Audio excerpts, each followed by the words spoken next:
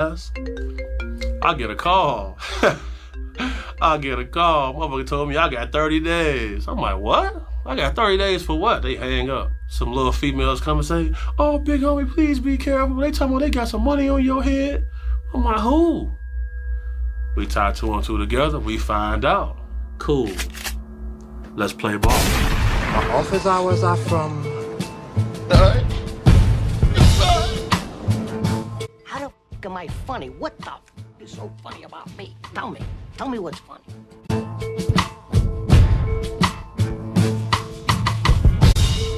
Hello, nigga, you ready to die? I ain't trying to go back to jail. I'm on the straight and narrow road to success. Big homie. Hey man, that's one thing about Chicago. You always gonna get called something other than your real name. And it was kind of intriguing to me to figure out, like, how did he really get to be a bodyguard for celebrities?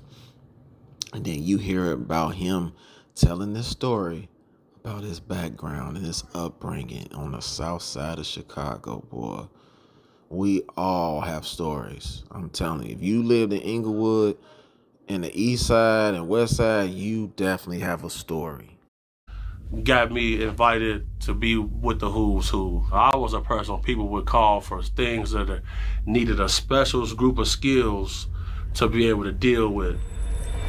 So there was a situation where a lady had paid for a guy to get some immediate justice with someone when he violated her young daughter. One day, lady show up to the trap house. I hear, is Big Homie in there? Where Big Homie at? She hands me a pair of purple sweatpants, small, hold them up like this.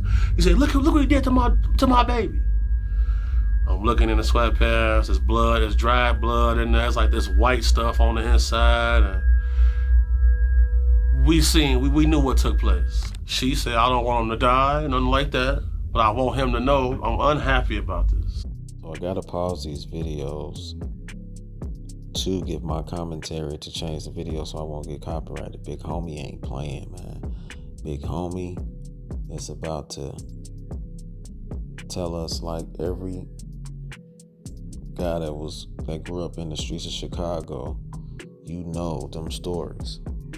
It charged us up because we knew that little girl. So what ended up happening was, make a long story short, this guy got his teeth knocked out, stuff like that. We didn't know he had enough money to put a $50,000 bounty on me, though. A couple days go past, I get a call. Motherfucker told me I got 30 days. I'm like, what? I got 30 days for what? They hang up. Some little females come and say, oh, big homie, please be careful. They talking about they got some money on your head. I'm like, who? We tie two and two together, we find out. Cool. Let's play ball. People came to collect on that bounty. But the problem is, when money gets involved, all they can think about is that money. They're not doing no research onto who they going after. And they, man, all my problems is solved. All I gotta do is shoot dude. It didn't work out well for them. On no occasion. So you gotta hear the street, you gotta smell it, you know? You gotta taste that shit, feel it. Not saying on all occasions, but some occasions, especially when you then did something to somebody that got family members that do the same thing you do. When you're doing things to people, or you take the initiative to do whatever you want to do to somebody else, you got to get prepared for what can happen after that. That's just bottom line. Just so happened this one day, I'm in the backyard grilling, though. I'm on the grill cooking up some burgers for the homies. There's no running water in this place. The electricity barely work. You feel me? We got to hook a generator up. All type of crazy stuff. So I'm in the back grilling. I'm chilling. I'm kicking it with the rest of the ghoulas. This girl come through window shopping. What type of weed y'all got? Et cetera, et cetera. She came to scout out the location, bro. Think about that. They probably gave this lady 50, 60 bucks. Go and see a dude in there on the couch. A few minutes later, a guy come to the door. I'm a tall guy, so I look over through the top of the door, the little glass area, and I see he got his gun out. Could he really be here for what I think he here for? Sure enough, he was. Once he heard my voice, I said, what you trying to get? he pull his gun out and cock it. To me, that's disrespectful. You coming to get me, and you don't got one up top? If you are a legal carrier, that's who I'm really talking to. I'm not talking about you illegal young little chumps that be carrying. I already know how y'all carrying. You gotta have one chamber. You are a goofy if you think you're gonna have time to cock it back and do whatever. You can't. You have to know how this works, because it can cost you your life. Somebody's about to shoot, you don't have time to cock anything back. So this is what you have to tell most females, that they don't get it. I know you probably got kids. If you got kids, you don't need to be having no gun around them, and you need the proper etiquette of proper gun control. I know how fast shit happen. You don't have time to chamber no round. You must have one up top. And I asked him, I said, what you trying to get? He said, man, what y'all got? You know what we got over here. Cool. I step back. I fire through the door. He gets hit in the neck. I seen the blood shoot out and hit the ceiling on the porch. So in the footage y'all gonna see, you're gonna see blood all over my feet. The same person, you're gonna hear him in the footage screaming. Talking about call 911. I'm a smart nigga, call 911. But you just came here to kill me for this money. What happened to the nigga, bro? Hey, I'm a smart nigga. Call 911. So the homies savages, ruthless. They going in his pocket. They tell him, look, bro, it's over with for you, bro. What's the pin? What's the code to your phone? What's the pin to your card? After that, the homies drug him down the street and just left him on the street. And he was screaming for his mom. He was screaming for God. He was screaming for Yahweh. And nobody came.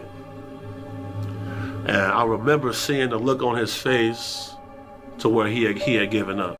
Yeah, when you go on these hits and you think you about to be unscathed, everything's about to go according to plan. And it don't. Now you land on that ground. You either gone, sometimes you live, and you learn your lesson. A lot of times that lesson was learned without you being alive. And I just wanted to look at him. I wanted him to see me, because I wanted him to know that because of his actions, that's what led him to this point. You know, he ended up surviving. We still friends on Facebook. I always said God gave me 9 lives. So I'm down to like 1.5. So I'm very careful on where I move, how I do things. You know, I'm not gonna get on no jet skis. The key is not to drive your jet ski in the dark. You feel me? I'm not gonna do certain things simply because I'm out of luck. And I was fully prepared for all these situations, and I still got shot up. You feel me? My homie still had to save my ass at times. You know, I speak about certain guys like Dugar with reverence with his name, because, you know, when you living like a real cowboy, only thing we didn't have was a horse, man. You feel me? Once you get out into the field, you better have on your cleats. Go subscribe to Off the Grid Network.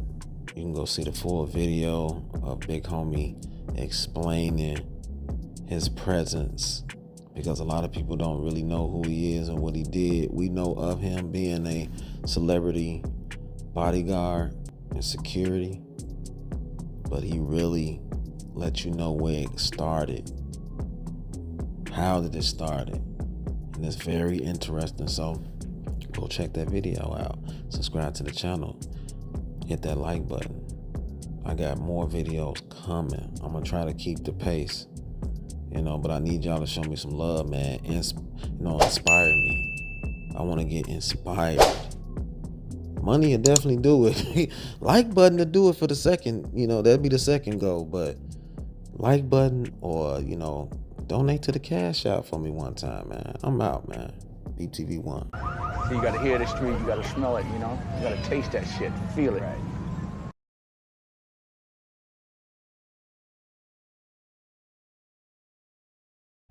BTV, of course. It's to be expected. Beep TV One Urban Vision Entertainment. Hey, come back. All right.